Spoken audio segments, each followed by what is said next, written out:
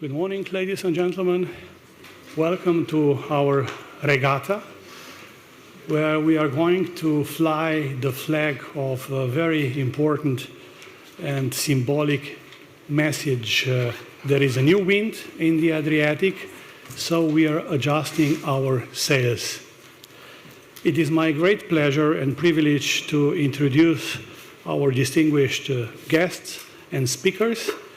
Well, first of all, I was supposed to announce His Excellency Mr. Luigi Di Maio, the Minister of Foreign Affairs and International Relations of the Republic of Italy, but I think that he will not be able to join us online. Secondly, I am very pleased to introduce His Excellency Minister Dr. Gordan Grlić-Radman, Minister of Foreign and European Affairs of the Republic of Croatia. Then, of course, the host, His Excellency Dr. Anže Logar, Minister of Foreign Affairs of the Republic of Slovenia, and followed by high representatives of the ports.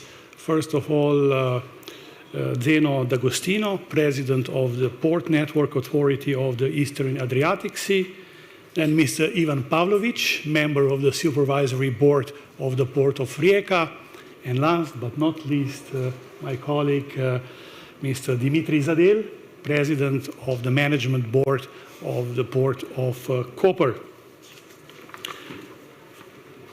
As you all know, the Adriatic Sea is a body of water separating the Italian peninsula from the Balkans. It is the northernmost arm of the Mediterranean Sea, extending from the Straits of Otranto, where it connects to the Ionian Sea, to the northwest, and to the Val Padana. It is common knowledge that there are 6 countries of the Adriatic coast, including, of course, Italy, Croatia, and Slovenia, with more than 1,300 islands, most of which are located on the Croatian coast of the Adriatic Sea. There are 3 basins, and the maximum depth exceeding of 1,200 meters, and so many more impressive facts. Perhaps it is of some interest to recall that the name of the Adriatic origins back to the Etruscan settlement, which probably derives its name from the Illyrian word adur, meaning water or sea. In the classical antiquity, the sea was also known as Mare Adriaticum, and less frequently as Mare Superum. But what is even more important nowadays is that the Adriatic Sea is indeed a very precious treasure, bringing together various nations from the coastal states and driving the socio-economic progress. And it remains crucial even for the modern society. However, this semi-enclosed sea, with a very high density of transport, industry, agriculture, aquaculture, tourism, fishing, and other activities on the one hand, and a vulnerable ecosystem on the other hand, requires a very close cooperation of all coastal countries in order to protect the marine environment, to prevent risks, to implement the blue economy principles, and in short, to adopt a holistic approach towards maritime affairs and towards the maritime. So it is so important to note that in recent months, Italy, Croatia, and Slovenia have established the enhanced trilateral cooperation mechanism in the North Adriatic, which is, for the time being, unofficially a particularly sensitive sea area. And such enhanced cooperation also exists on the European level and also on the international level, but I'm personally convinced that this approach, regional approach between the neighboring countries, it is of utmost importance. And the emphasis of the enhanced cooperation is on the integrated management of the marine environment, cooperation between ports, and the implementation of the principle of freedom of navigation as a prerequisite for unrestricted maritime trade. Given relatively short time available for our panel, I would like to invite now first each Minister of Foreign Affairs to present his views in about 5 to 10 minutes. And then I will ask the High Representative of the ports. And if I may, I would suggest that we concentrate on the following topics. And I will just read them aloud to refresh your memory. The first question is, how can we coordinate the activities to protect the marine environment, prevent pollution, and ensure the freedom of navigation and the related economic interest in North Adriatic, where we can witness one of the highest numbers of different activities in a relatively small area. The second question, are the exclusive economic zones based on the law of the sea the best solution to preserve the marine environment and maintain sustainable development of maritime activities? And last question or issue, how can the established trilateral cooperation agreed by the joint declaration on 21st April of this year contribute to the joint efforts for sustainable management of the Adriatic, a semi-enclosed sea where the coastal states have a shared responsibility to protect its vulnerable ecosystem? So I would like to invite to the floor, firstly, my colleague, His Excellency, Dr. Grlić-Radman, to say a few words. Please, Mr. Radman, the floor is yours. A few words. Thank you very much, Professor Pavliha. And actually, you said everything what I wanted to say, but however, there is a scope for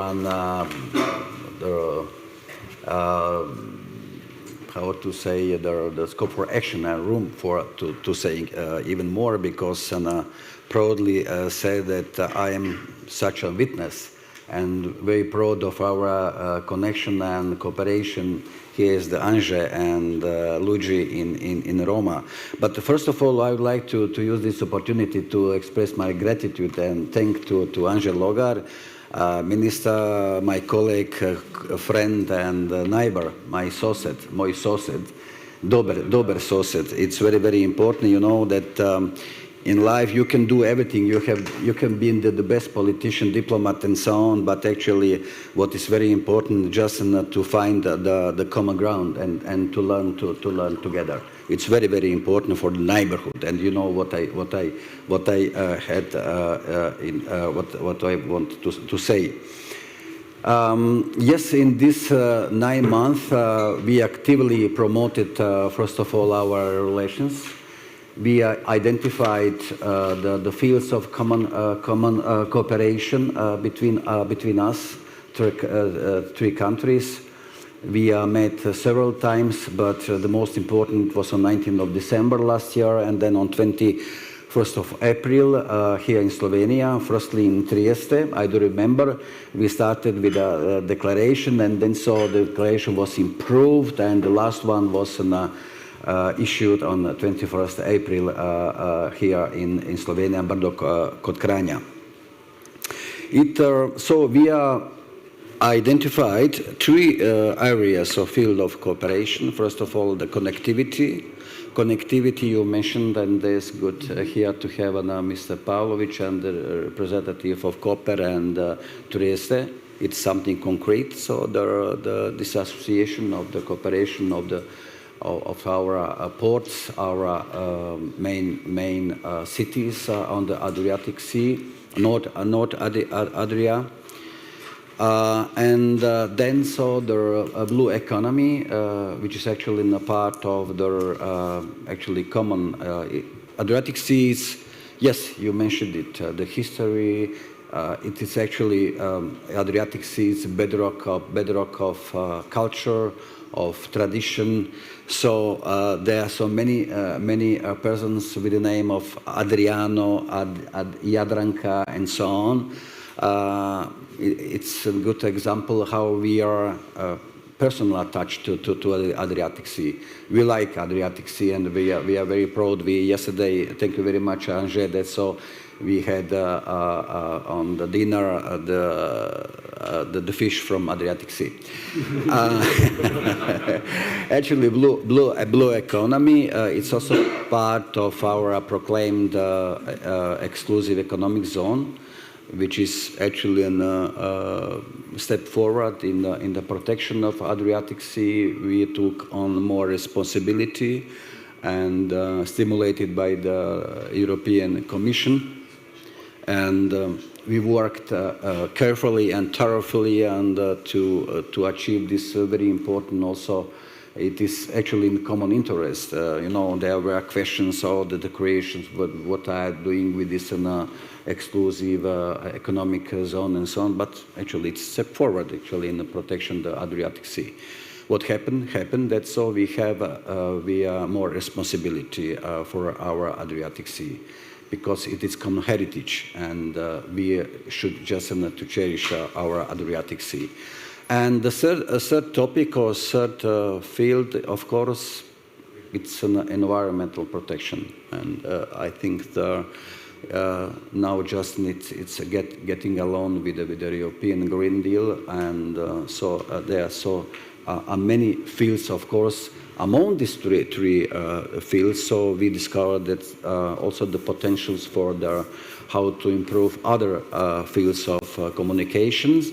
And lastly, what I am very proud that in Trieste, a couple days ago, there is a so-called quantum communication, where I met the experts, the scientists, and just they discovered the field of communication for the new generation, for strategic, for security, and so we are looking forward to just to have a second step of this quantum communication. But however, there are really a room for action, for common activities, and also on the bilateral basis, but not only on trilateral basis, where we discover such a field. And when it comes to protection, for example, the restricted areas, so we did it together with Italy in an area of island Jabuka, Pomo Pit there. That is something that could be a good example also for North Adriatic, North Adria, and how to protect some very rare fishes.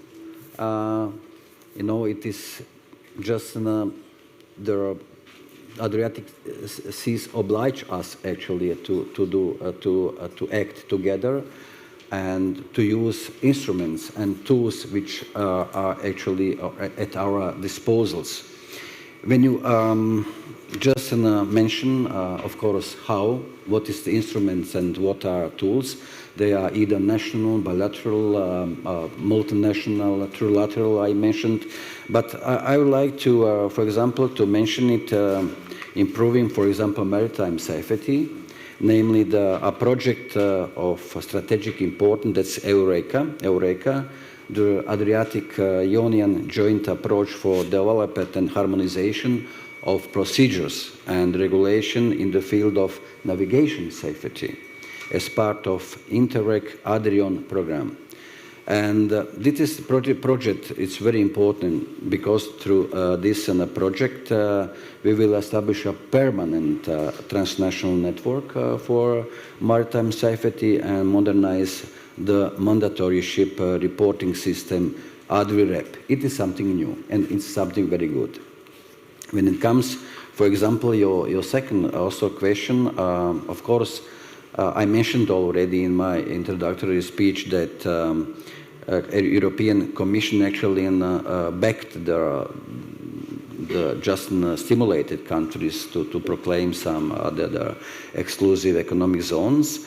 There is based on the study costs and benefits arising from the establishment of maritime zones in Mediterranean Sea.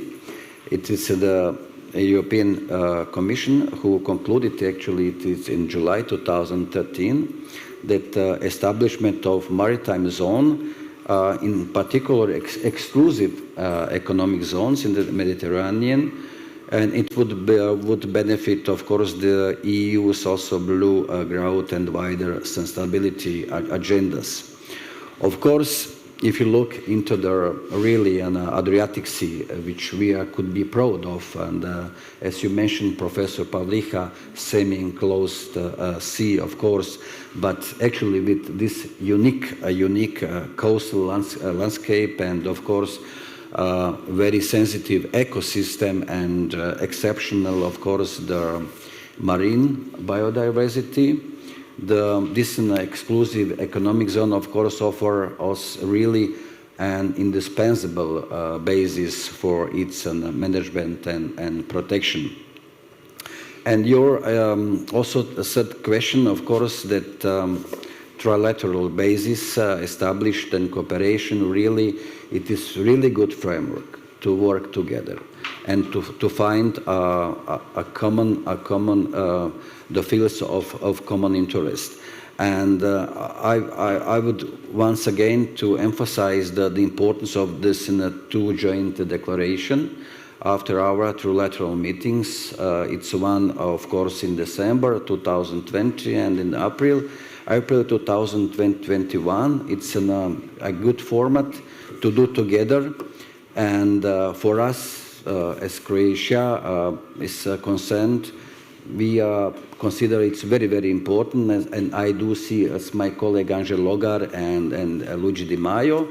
And what I see as a next step in being the more awareness of this geopolitical situation, but not just limited to Adriatic Sea.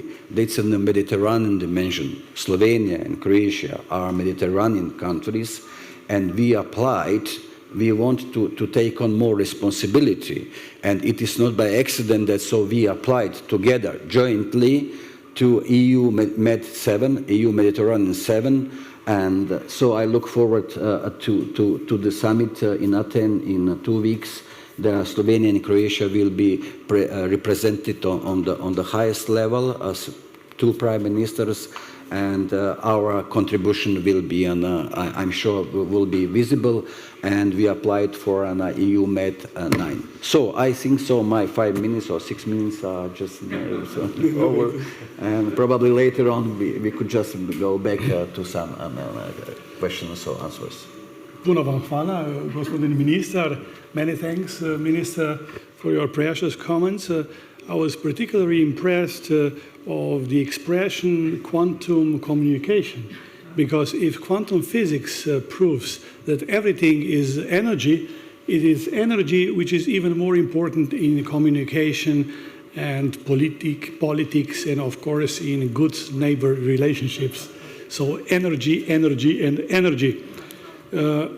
In to me pripelje do našega drugega ministra, gostitelja, doktorja Anžeta Logarja, ministra za zunanje zadeve, da pokomentira vprašanja. And this brings me to our second Minister of Foreign Affairs, our host, Dr. Anže Logar, to comment on the issues which I outlined before. Thank you. The floor is yours. Well, thank you, Professor Pavliha. My colleague, Minister of Foreign Affairs of Croatia, showed that the time is relative. 5 minutes, we have a different perception of the length of the time.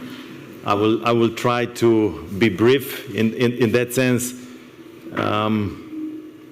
I remember the days when information about calling exclusive economic zone came to me, roughly a year ago, something, and let's say, I already instantly knew that this is a very important issue. Professor Pavliha said that this is a particular sensitive area, Adriatic Sea, and I said to myself, this is particularly sensitive political issue. And should we not perform diplomatic way as we did, Italy, Slovenia and Croatia together, I'm pretty sure either we wouldn't sit here in the same format, or this room will be too small, because you would expect a bullfight. Instead of that, you got a very, like complimentary word from my colleague, Croatian Foreign Minister, and as well, if you didn't miss, even Professor Pavliha called to Mr. Radman Grlić a colleague, which is, I must say, a very proof of how with dialogue we can proceed the issue. And as well, Mr. Professor can remember then when this information about calling exclusive economic zone leaked out in the media, he was a heavy critic in media about this step of Croatia. So my instant reply was that I called Mr. Pavliha and exchanged some view on the topic.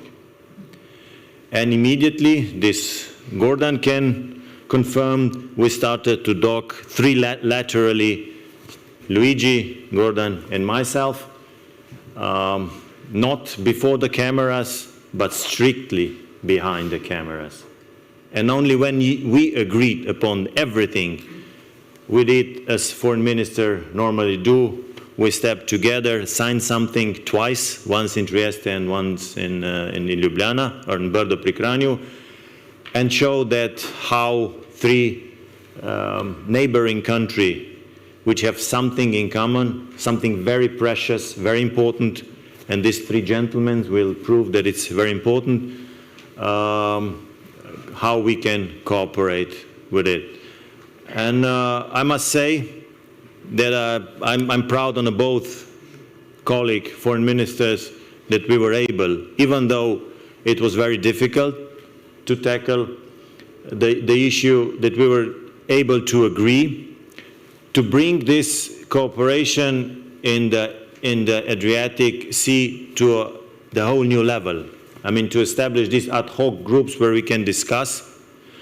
I think it's a very valuable example of how we can even improve this cooperation. If you ask me if exclusive economic zone is the best solution to preserve the Adriatic Sea, I would say that it has this power, but the biggest power is that what followed this decision is this trilateral Adriatic III format of cooperation. I think this can bring us to different areas where we can, in a way, bring our perspective, sit at the same table, and solve the issue that are ahead. And yes, we are very interconnected in this Adriatic Sea. If one somewhere pollutes our sea, it's going to be polluted to all three states. And it's responsible, and if we plenish too much of the natural reserve of fish from the Adriatic Sea, we will be all, let's say, hit by that. So we all have to cooperate. We all have to find the way how we can preserve this ecosystem, and as well how our economy can evolve. And if you remember, at that time, when this was still in a position, there were political thoughts or speculation that due to the exclusive economic zone, Croatian, for example, will stop ships that are coming to port of Koper. So my question here would be to Chief Executive Officer of Port Koper, if any ship was ever stopped in a time when this exclusive economic zone was triggered, and I can already tell you that the answer is no.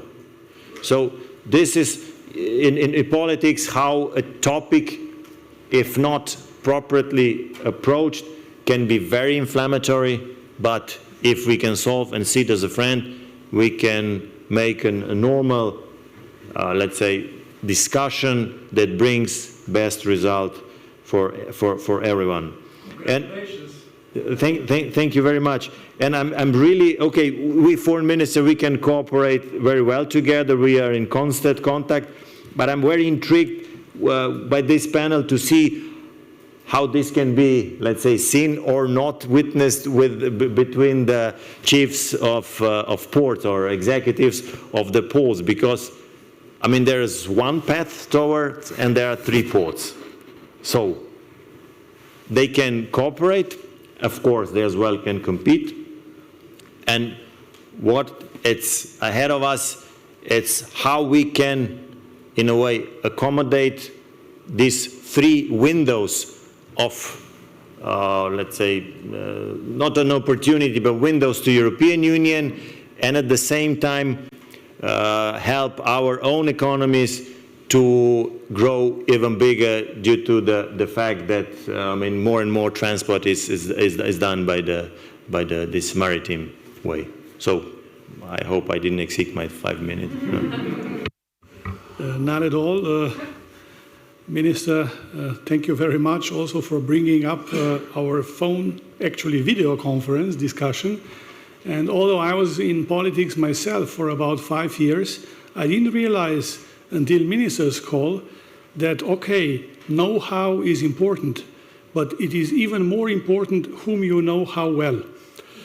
And sometimes strictly arguing the law of the sea is not good for negotiations, is not good for mutual relationships, because we all know that the best way to negotiate is negotiate from the common interests, not from the positions. And unfortunately, the law is sometimes strictly a position. So thank you very much for enlightening me in this sense. And I'm personally also very happy that we are finally collaborating in the way we are supposed to in such a delicate, such a suspectable little piece of the Mediterranean Sea as the Adriatic Sea is.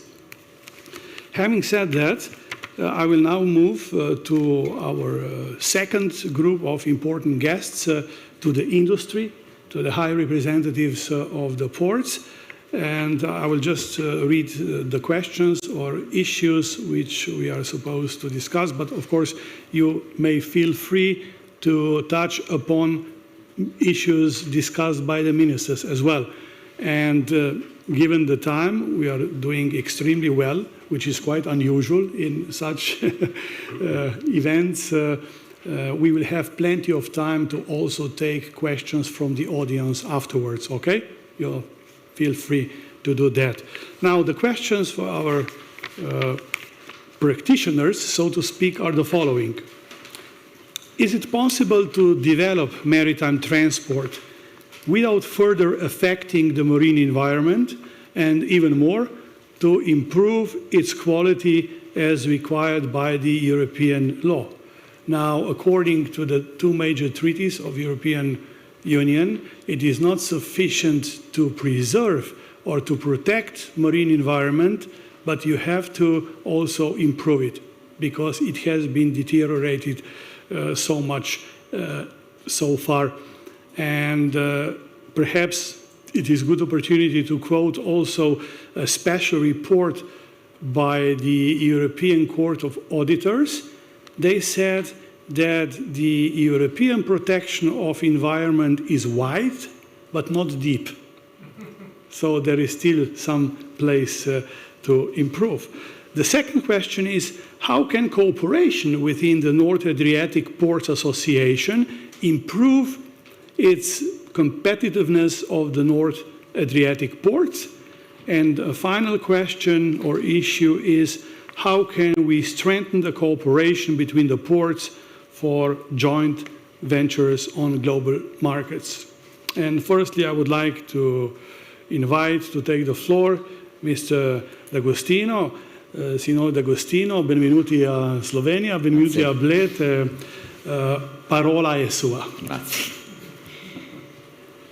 I think that if we want to have an idea of what we have to deal with, it's very important to analyze the macro scenario, very macro scenario. We were speaking before about the fact that we must be holistic. I think that at the moment, one of the most holistic labor in the world is the presidency of a port, because you have to face with a lot of different issues. If people think that a president of a port authority or a president of a port has to deal with only or to face only problems connected to transport, for example, it is a great mistake, because we are quite a small major of our town, because, you know, we have a big part of the town in our hands, and we have to deal with the environment not only on the sea but also in the town. No? You know, we are all growing with our surfaces, with our terminals.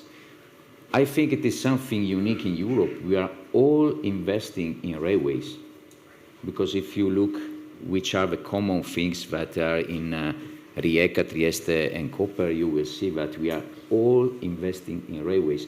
It is not something normal. Sometimes when I go abroad and I say, you know, if you look at the number of the trains of Koper and Trieste, we are I say, okay, 10 kilometers, no? We do quite the double of the trains of Rotterdam. And the people doesn't know this, because, you know, Rotterdam use a lot of the barges, but they don't have a huge use of the railways. So if you come in our area, you can see that there is the capacity, the know-how to deal an organization that is huge connected to the railways. And we are investing on this. And every year we are increasing the use of the railways. So if you look, we all increase the figures on the sea, but we increase more the figures on the railways.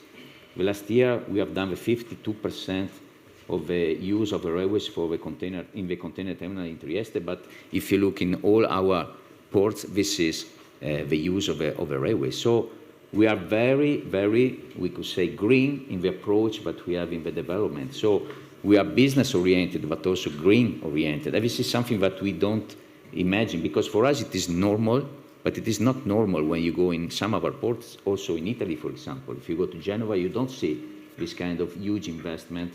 And the capacity, because, you know, I always say that we always speak about the infrastructure when we are in this kind of meeting and conference, but I don't like to speak about infrastructure, because the real infrastructure is in our head. And this is the huge investment that I see when I look what the Northern Adriatic are doing in the last 10 years. They are investing in knowledge. And this is where we, for example, we cooperate a lot. You know, I said to Dimitrij before, it is Koper, cooperate, no? It is something, a joke, no, of the names, no? Koper, cooperate. So, okay, I gave him an idea that he can use for marketing, but, you know, I say that, you know, this is the real, you know, adjusting the sails of a collaboration. We are collaborating in the last years, especially in the use of the brains. I always say that I like, okay, infrastructure are gray, no? Because, you know, gray is the concrete that you use for doing new terminal, new railways, and so on. But I like to invest in something different, but is still gray, but it is the brain. It is brains, and not, it is not infrastructure. And why we, for example, in Trieste, we invest a lot in brains? Because, you know, we cannot stress the competition. It's a stupid business to stress the competition. And if you don't want to stress the competition, you have to invent something different to do in the port. Because if we all do the same job, no? So container terminal and railways, for being very simple, You know, this is, it's an oblige, but we must be in competition. But if we invest, and we are doing this every year, you see how many European funds we all get together for our European projects using NAPA. NAPA is a huge instrument. We didn't use it as it could be. We have to invest in it. We have to put money in NAPA. I tell this because sometimes we meet, and sometimes, you know, it depends. There are good periods, bad periods, but we have to put money in NAPA, because NAPA is the real instruments where we can join together this kind of activities. And you know, if we put ideas, we can find a lot of things to do where we are not competitors. For example, we were speaking about connectivity. You know, this is something that I want to do, and we are trying to do in Trieste now, is not to be only connected by ships, but you know, the real connectivity, you know better than me now, is done by technology now. But if you look at the undermarine cables in the world, and you can do now, if you want, you go on the web and you can see the undermarine cables. The only place in the Mediterranean Sea where you don't see undermarine cables is the Adriatic Sea. There are no cables coming from the southern Adriatic, for example, from the Mediterranean Sea to the northern Adriatic. So this is something I think very, very important, because you know we have you know cables in our areas, but they are coming all from inland, not from the sea. If you go in if you look at the map of the Mediterranean Sea, you will see how many cables from Suez Canal goes to Gibraltar, and they go to Sicily, and a lot goes to Marseille. Marseille is the real technological hub for undermarine cables in the Mediterranean Sea. There is no one cable coming from Suez and going to the Adriatic Sea. I think this could be a good challenge for EU ministers, for example, to see together with our Minister of Innovation why we don't have cables, and why don't we could have a cable coming from the Suez Canal to the Northern Adriatic Sea. You know, the logistics of the ships is the same logistics of the undermarine cables. That's why I always say that you could be, and we are, transportation hub, but we could be also technological hub. But if we don't have the network, if we don't have the cables, we cannot be technological hub.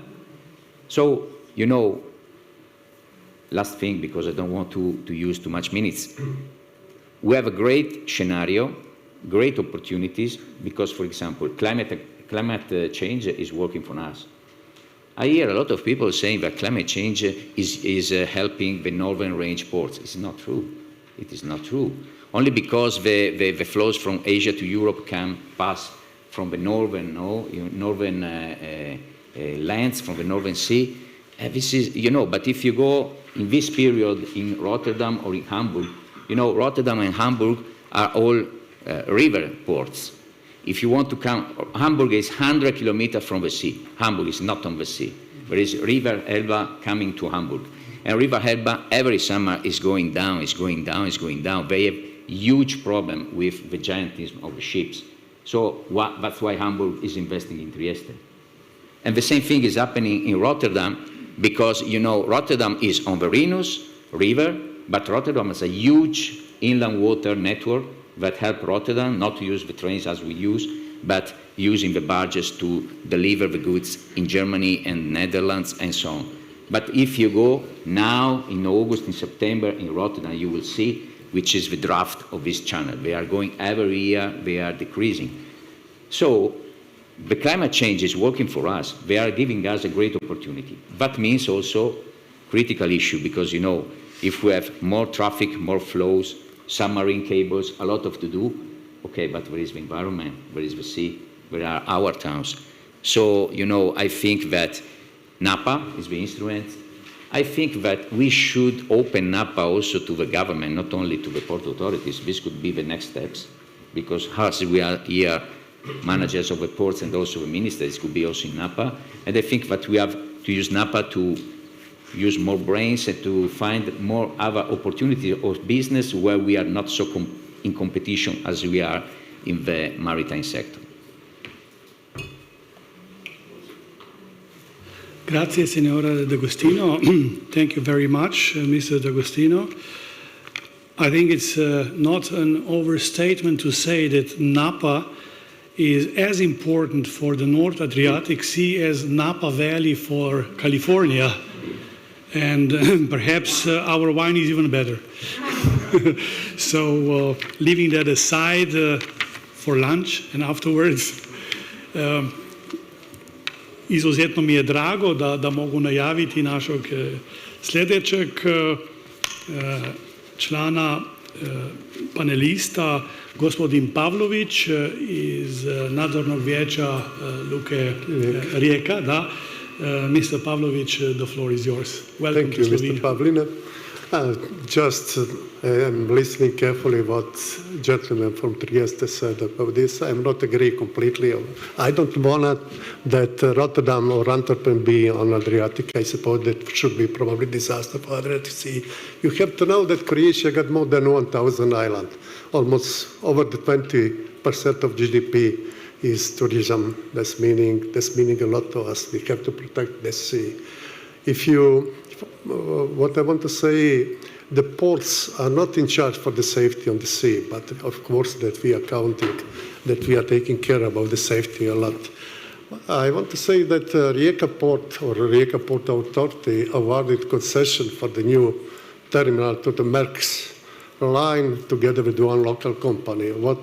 Why I am pointed out this figure? Because the Maersk line ordered 6,000 TEU vessels on dual engine. That's conventional engine of fuel oil and second on the green methane. That's very important to say because the first so large vessel ordered by the green fuel. That's I suppose that will be direction what will be in the future. And I think what we can do as the port, we can probably decreasing port use for the vessel like this, or to implement something what California did in the past, for example, cold ironing connected when the vessel in the port on the electric power, doing waste management in the port and many